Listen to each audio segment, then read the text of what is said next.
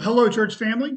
In case you're not sure where I am, I'm actually at John and Sheila's house. They are on vacation, and I needed a quiet house to do this end of the year recap video. Of course, as you guys know from previous years, if you've been a member of our church since the beginning, or at least the past couple of years, I typically send out a video at the end of the year to give kind of a recap, reflections. There's so many things that could be shared, but several things I've just kind of jotted down on my phone throughout the Christmas holidays to put this together. And so I hope it is helpful to you. So, a few things to give some recap of the year. Um, Number one, I would encourage you to check out the different things in the email that I've put in there for you. One of those things is 32 random thoughts about the local church by Tim Challies. My family and I, we've used a few of these. He wrote down 32 random things about the church that I thought were super edifying.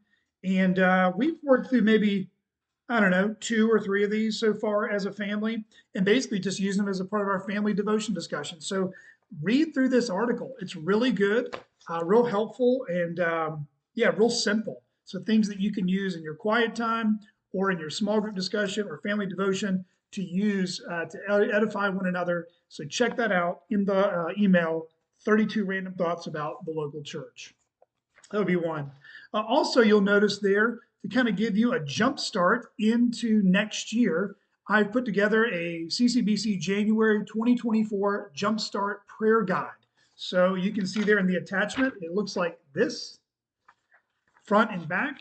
And it's just really a basic guide to help you jumpstart your prayer life so that we actually would be praying together for similar or the same things as a local church.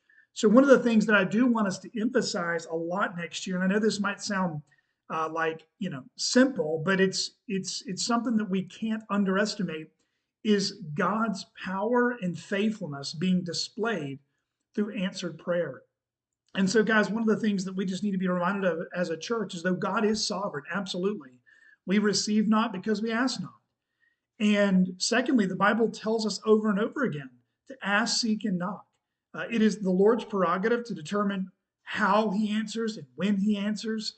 But the scriptures are replete, Old and New Testament, that his people are called to pray. We grow in our dependence and we see his power, his wisdom, his faithfulness on display through answered prayers. And so, what I thought to kind of help each one of us individually, but also corporately, think carefully about prayers, I've put together a little guide, and you can just see the different petitions. For example, January 1st, pray for revival. What does that mean? Pray that God would supernaturally, in extraordinary ways, through the ordinary means of grace, preaching, prayer, fellowship, corporate worship, family devotions, etc., pour out his spirit, that we would be filled with his spirit, that we would see his power working through our lives in ways that we know that only God could be doing. And so praying that God would bring revival to our own congregation and to each of our lives. January 2nd, pray for the preaching of the word. January 3rd, pray that CCBC would grow independence in personal and corporate prayer. January 4th, pray for the elders. January 5th, pray for the deacons and deaconesses. You can go all the way through these. I've printed this one out for me. I printed one out for Julie.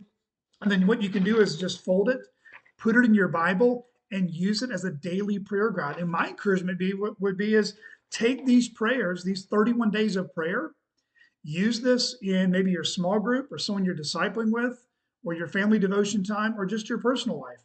And then repeat it each month. This gives you a whole month's worth of prayers. You can always add to it, of course, but these are just quick ways you can pray for the church and keep these kind of things on your mind. And then also, um, you'll notice even in one of the prayers that we would be a committed Bible reading church.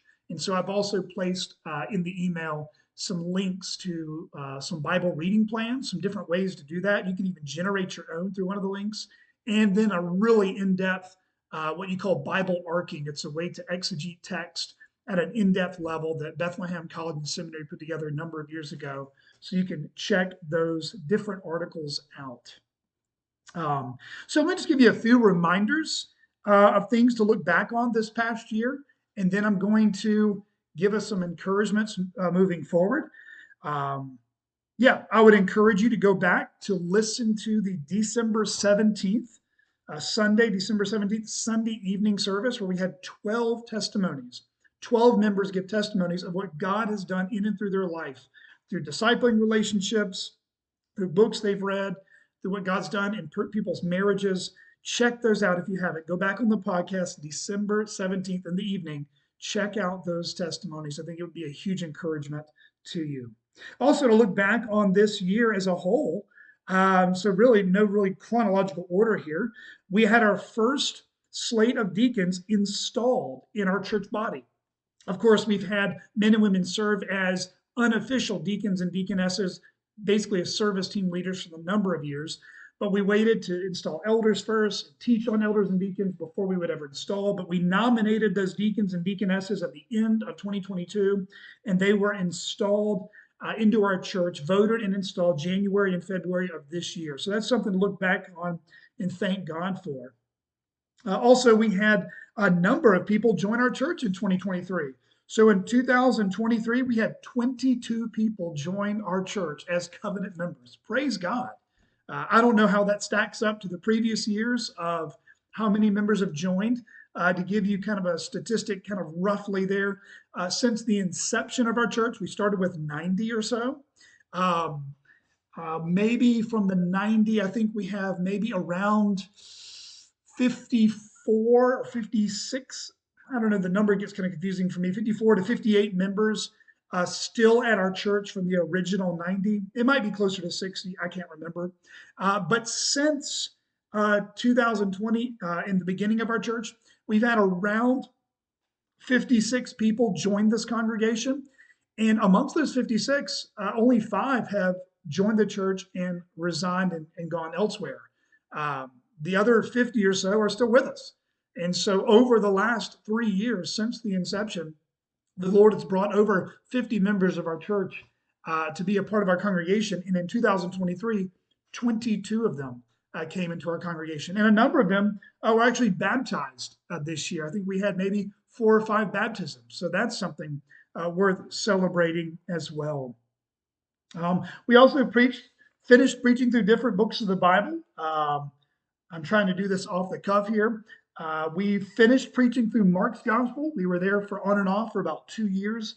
Preached through 3rd John at some point. Preached through, I think it was in the summer.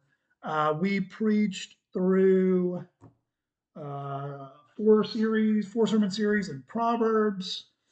I'm trying to look in here. If I had you here, you would remind me. Jansen finished preaching through James, I believe, this year. We preached through 2 Timothy this year. Went through Jonah this year. Yeah, I know there's been some one-offs. Yeah. I'm just mentally cannot remember what else that we've gone through. Of course, we did a little mini series in John, 1 this year, a one-off in Genesis 3. Yeah. So anyway, as you recall, you will look back on the year and see where the Lord has brought us in our studies together in God's Word. And that's something to be thankful for. Also, to look back on the year, back in January of last year, we had Brooks Buser with Radius International, a missions training agency located in San Diego, California, and in Mexico. He came to our congregation a year ago and gave a wonderful workshop for us. So check out those talks from last January if you never got to. We also had a men's study on biblical masculinity this past summer. We had about, 8 or 9 talks where we met for about an hour and we sang a hymn, had small group discussions, some icebreakers, and we probably had on average between 20 and 30 men. Most of those were members of our own church, but we had some visitors from other churches come. And Lord willing, next year, starting in February, we're going to have a women's study on biblical femininity. So around 8 to 10 weeks or so, and more details about that coming later. Also, we had our first ever CCBC coffee bar. Hey, who's excited about that? We did that twice this year. We had our first ever ladies' Christmas tea. That seemed to be a fruitful endeavor. We rolled out a think big, start small approach to student ministry. So we had a meeting about student ministry that the elders had put together and led for all the volunteers that came. So we're going to, if you want to think more about that with us, check out that in the e-newsletter, and we'll be talking about some different things we're going to be thinking about long term with student ministry in the days ahead. Also, one of the biggest things that happened this past year is we presented our conceptual design for building plans. So praise be to God that in the matter of 3.5 years, we not only have land, cash value, we paid cash value, no debt on it, but we've also hired an architect and put together preliminary conceptual design plans for a prospective church building one day. So, guys, that is really exciting as you think about how young and early our church still is and all these good things that have happened, even just this past year. So, think back over the year with me. Maybe there's some other things that come to your mind that was encouraging. Also, as I do every year, this is the nerd side of me, of course. So every year I put together my master playlist of all the songs, all the hymns and songs we sang on Lord's Day gatherings from January to December. And I've done every year that we've been a church. So obviously the first year, 2020, we were only a church for about 3 months, so I don't really have that with me. But I have all of 2021, all of 2022, and all of 2023, how many songs we sang that year, how many different songs we sang, the top 2 most frequently sung songs. So, which songs do you think we sang the most this year? Drum roll. Which one do you think it is? All right. Hope you got your song. We sang 104 songs this year. That's the first stat to keep in mind. 2021, we sang 76 songs. 2022, we sang 85 songs. 2023, we sang 104 songs. We added nearly 20 new songs to our repertoire, if you will, or our annual cycle of singing, which is amazing. My goal was really just 8 to 10, and we doubled that. So praise be to God for the variety that we have. But the top 2 songs, number 1 comes in at a tie. The top song, which was a tie, was Christ the True and Better, which was sung 8 times, Christ the True and Better. And then we also sang My Worth Is Not in What I Own 8 times. So 8 times this year we sang Christ the True and Better and My Worth Is Not What I Own. And coming in at number 2, a close number 2, which was also a tie, was Christ our Hope in Life and Death, sung 7 times, as well as Jesus Keep Me Near the Cross 7 times. Also, a unimportant and random fact, the previous 2 years, the most sung song was also sung 8 times, both times. So to date, we have never sung a song in a calendar year more than 8 times. Random, unimportant fact. There it is. I hope you were able to guess those accurately. If not, me and like 3 people probably even care. Anyway, you can see that on the attachment. The songs on there, if you want to look through them, how many times we sung them, and in what months we did sing them. A few things planning ahead for next year, just to be thinking about. So number 1, we've got a pastoral internship. 3 guys are starting that this January. We've got Michael Lawhorn, Matt Litchford, and Shane Jackson. Shane is currently in the membership process with his wife, Courtney, but they will officially be voted on in the church membership meeting in January. Each of these brothers are not necessarily aspiring to be pastors, but the pastoral internship is designed both for those who are aspiring to be pastors, but also faithful deacons, faithful church members, faithful husbands and fathers. And so any man that has interest in this, if they're willing to put in the effort and work, as you see in my email, I think about a week ago, the reading schedule for about a year. Yeah, it's part-time. Right now it's unpaid. It's a prayer of mine that I can have a full-time internship with multiple men one day, that I can get 40 to 50 hours a week out of work out of them, or maybe 40, of course, because I'd love to have almost like a pastor's college-like thing at our church one day if the Lord would see fit to do that. But that's something to be excited about. We have the women's study on biblical femininity starting up in February. I'll be leading that for 8 to 10 weeks. And then, Lord willing, after that, maybe have the ladies break up in small groups to be reading through Christian books together. And then hopefully sometime, maybe even later in the summer, I hope to begin a church-wide inductive Bible study. I'm leaning towards either 2 Peter or Ephesians, kind of leaning towards Ephesians as of the last 24 hours. Been thinking about that and just trying to teach both men and women and kids who want to come how to read their Bibles inductively, looking at it verse by verse, whiteboard, Bible, and all. So something to be looking forward to later next year. Also, something to look forward to coming up this year, we're going to have our first, Lord willing, Good Friday service. So, Easter weekend, we've always had a normal Lord's Day gathering on Easter weekend, but similar to our Christmas Eve service, we'd like to have another way of outreach evangelistically, but also bringing the forefront of our minds the Passion Week of our Lord. Now, again, every church can do this differently. We're not necessarily going to have a whole week long's worth of services or certain gatherings for that. But we're going to have a special Good Friday service on Friday, March 29th, Lord willing, at 6 p.m. It'll be about an hour long. It'll be similar to the Christmas Eve service as far as its format, but of course, a different focus. So put that on the calendar. We're still potentially planning, hopefully maybe the spring, more than likely the fall, to have our first kind of men's retreat and a women's retreat. So some of that's just depending on the timing and schedule. We want to do that well, and so be praying for that, a time for men and women separately to go away, be refreshed, be encouraged, build relationships, and so something to be looking forward to.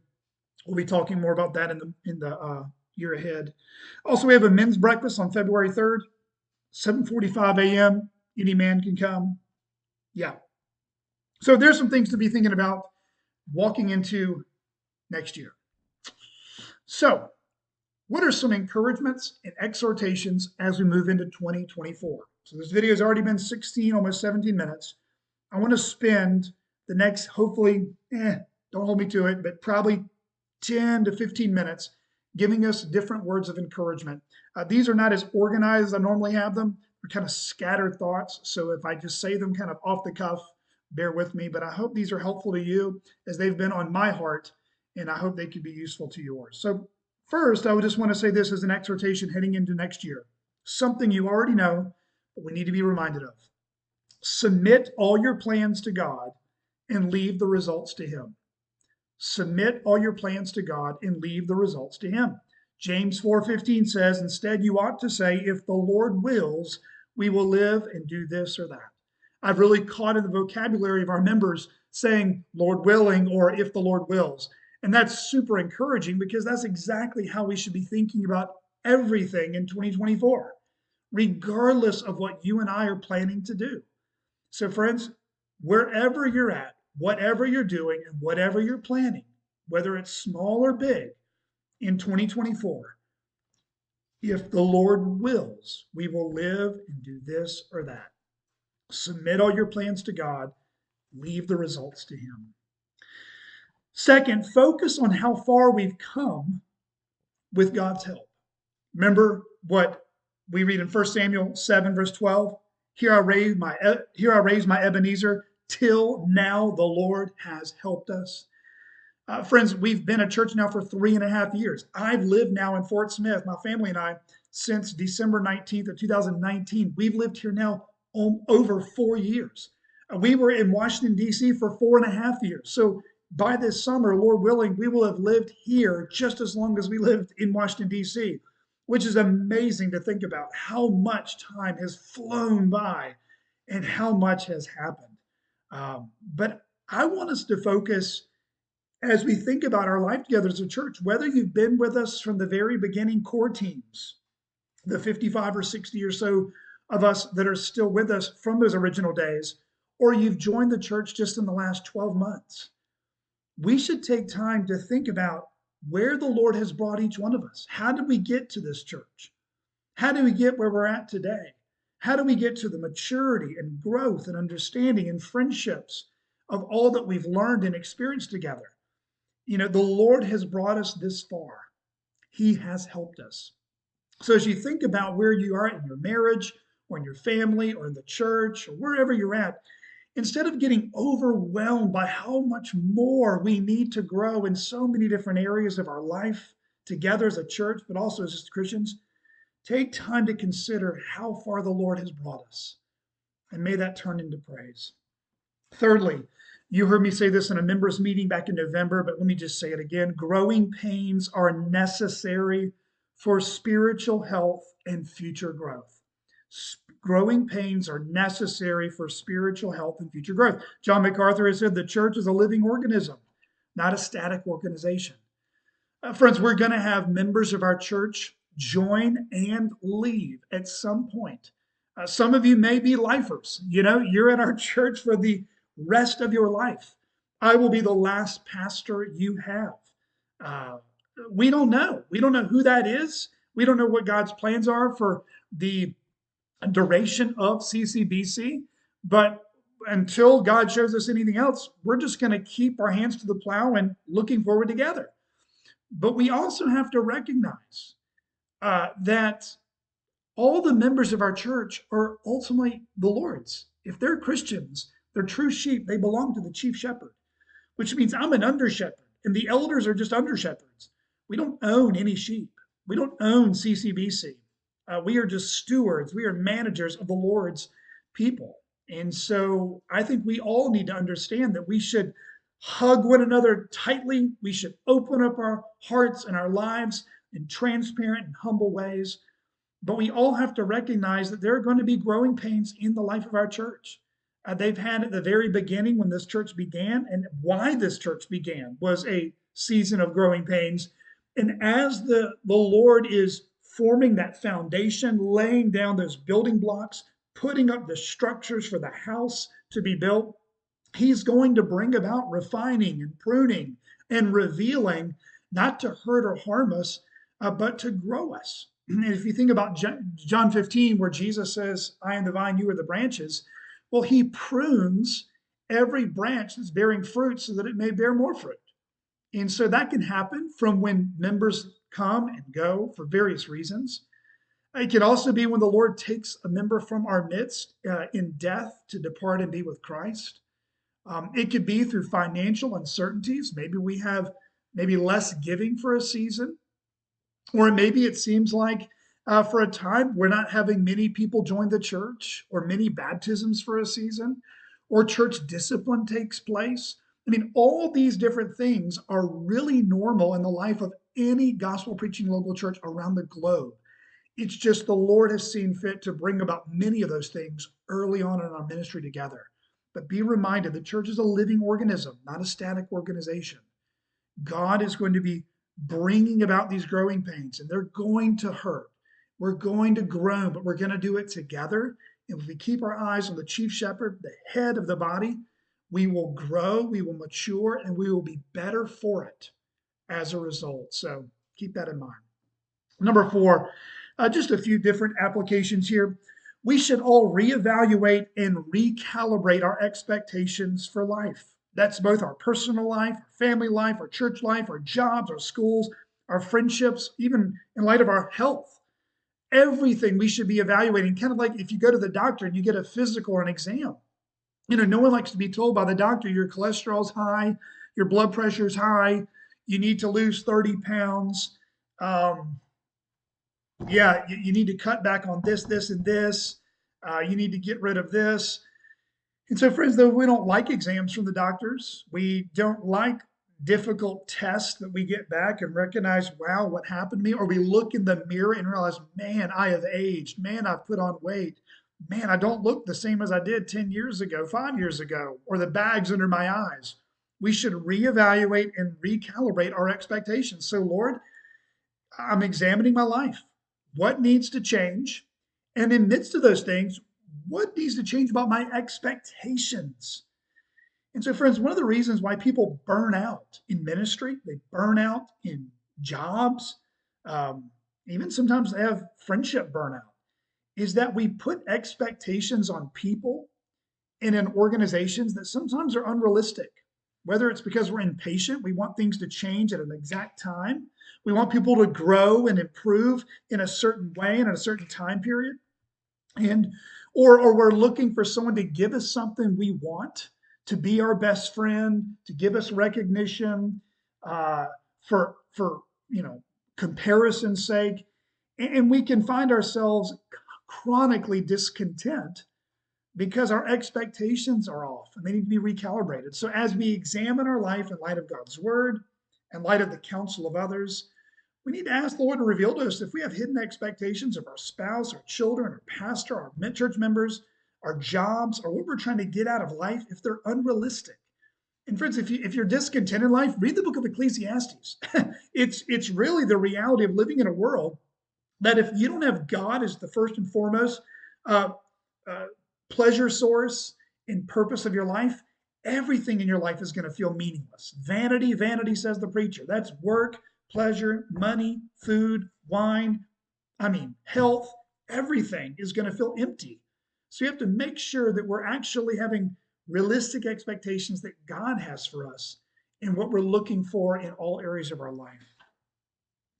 Paul David Tripp says this, another exhortation is God is working through your daily circumstances to change you. Friends, we should always recognize we're being tempted to manipulate circumstances to fit our desires rather than seeing God using circumstances to change us. So, what circumstances right now are you just wishing God would change? There's nothing wrong to pray for those things, and God may very well change them soon. But for everything, there is a season and a time for every matter under heaven, the scriptures say. We should also be asking the Lord, Lord, what are you trying to change about me through the circumstances I'm currently in?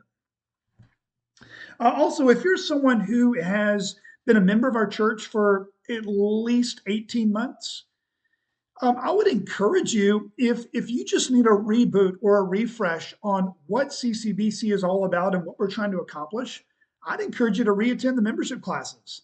I've had several members, probably 6 or 7, maybe even more than that, do that. Maybe bring someone with you that is attending the classes, but feel free to attend those. Re-listen to things that you've heard 3 years ago, 2 years ago, and may that be a source of encouragement to you. So pay attention to those next membership classes coming up in February. Also, just a few more exhortations. Lean in, jump in, and do hard things. The Lord is faithful. Just be an FAT Christian, faithful, available, and teachable. Do hard things. Do something you know that you're going to have to trust God for. Not easy things or comfortable things, but do hard things. Another one is this this Christmas holidays, Julie and I were talking about this. We find ourselves unsubscribing from various email newsletters that we get from all sorts of people. And not people we know personally, but spam, junk email, just tons of emails. And I think I've hit unsubscribe like 6 times in the last week. I think there's something to be said too about unsubscribing from unnecessary activity or information in our lives. Friends, we should reevaluate what we're spending our time on. You know, if we ever say the excuse, I never have time to do blank, I'm too busy to do blank. Well, guys, we should be asking ourselves the question, what are we spending the most time doing? Because we always find time for the things we value the most. So the question isn't, are we busy? The question is, what are we busy with? And guys, we can't make an excuse before the Lord on the day of judgment. Lord, I didn't have time to evangelize. Lord, I didn't have time to make disciples. Lord, I didn't have time for my spouse or my children, or my grandchildren. Lord, I didn't have time to encourage an elder or a pastor. Lord, I didn't have time to visit the sick. Lord, I didn't have time to consider giving to missions.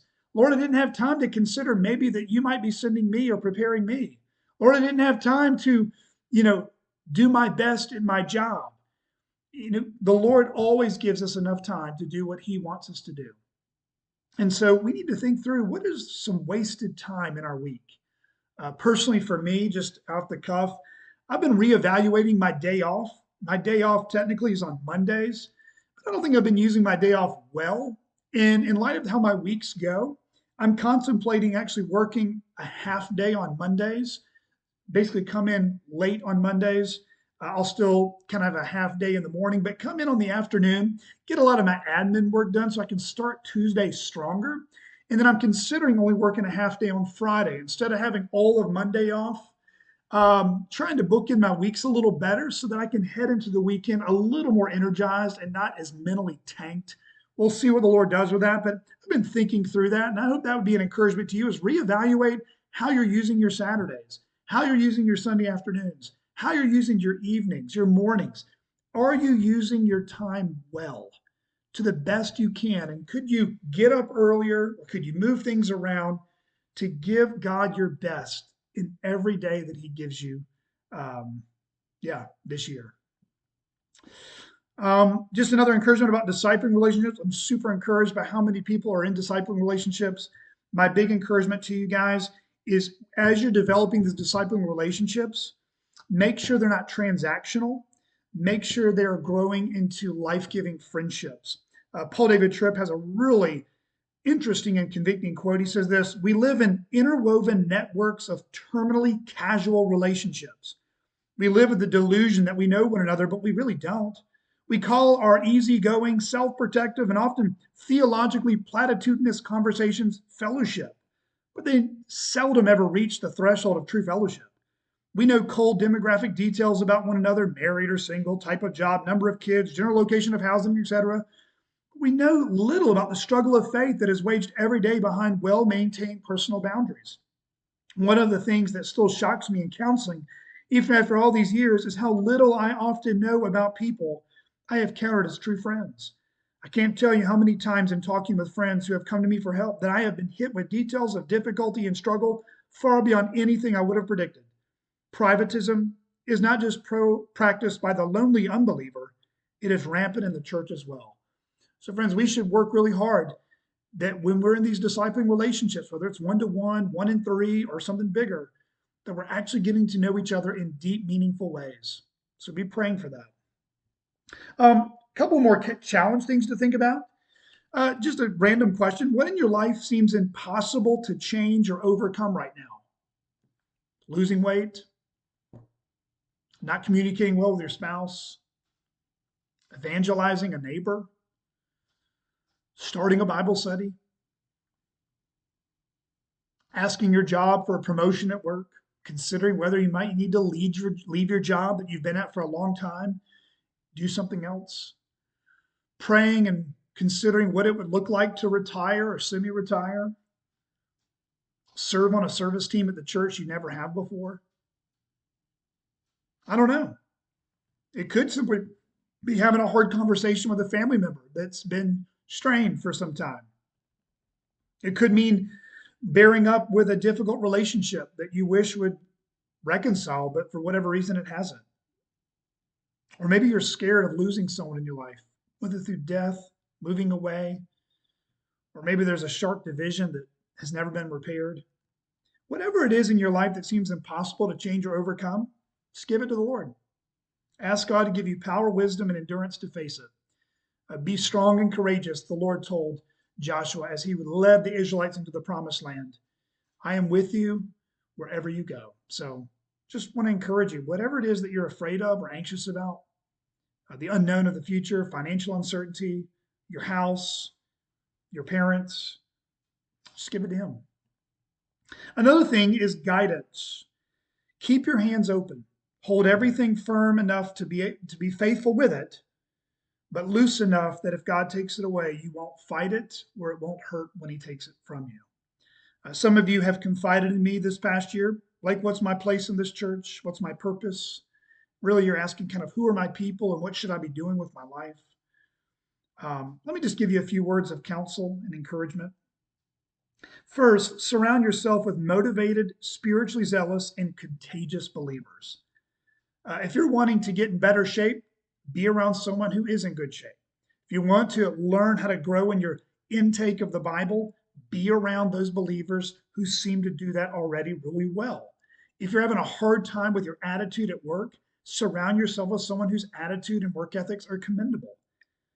Prayerfully ask God to bring these spiritually zealous and motivated people in your life and allow them to be God's instrument to help you, stir you on to think about what God would have you do with your life.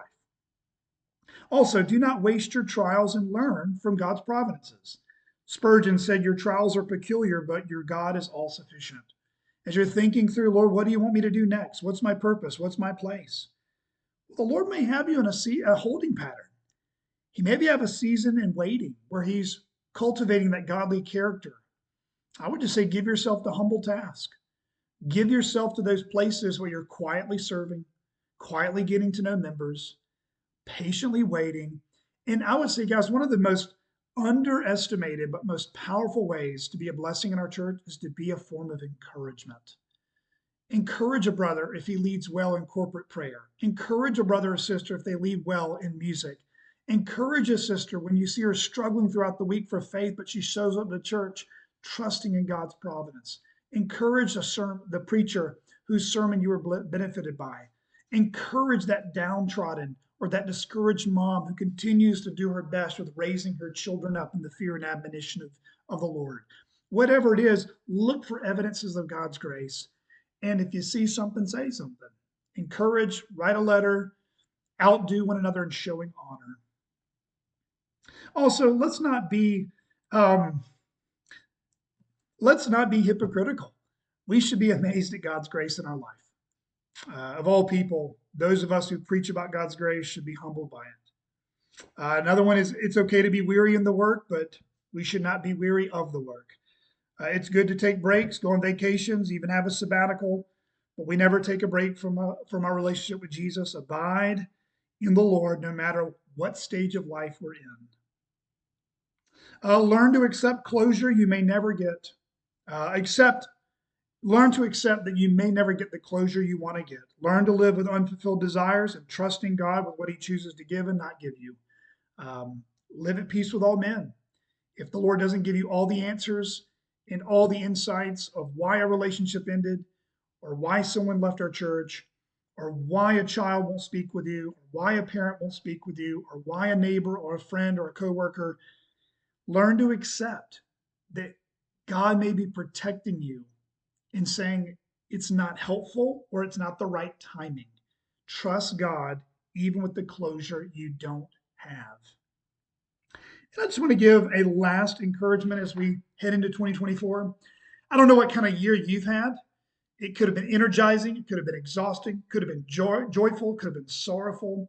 It could have felt like you lost a lot and gained a little. It could have felt like you gained a ton and you lost a little. I don't know where you're at, but regardless of what kind of year you have, I want to leave you with this. It's okay to walk with a limp. It's better to be walking forward in life with some pain rather than sitting down and being defeated by things you can't control. It's okay to walk with a limp. That is going to happen. But the fact you're walking with the Lord guiding you and upholding you with his righteous right hand, you're walking forward, pressing on, even with a limp. That is far better than resigning to quitting, sitting down, pouting, licking your wounds, and falling prey to self-pity, and complaining about things, being defeated by things that you can't control. So I just want that to be an encouragement to you all as we head into next year together. The Lord is holding our lot in His hands. Think about that Spurgeon quote. I sent you guys in the quote. Our graves are preparing. Are we prepared for it? Is our work done? Friends, we should think about missed opportunities, things that we have left undone that we need to do, and things that we've done that we should not have done. Learn from them and then move on together. And friends, I hope next year is an exciting year that each one of us know the Lord in a deeper and richer way than we did this past year, and that we'll continue to be faithful to whatever opportunities He gives us, to use whatever trials He gives us, to lean into them and not waste them, and submit all our plans to Him. We can make our plans and present them. We're going to leave the results to Him. He is faithful. He'll provide what we need when we need it. And it's a joy to be your pastor. And I look forward to walking with you as the Lord leads us to green pastures and still waters. God bless.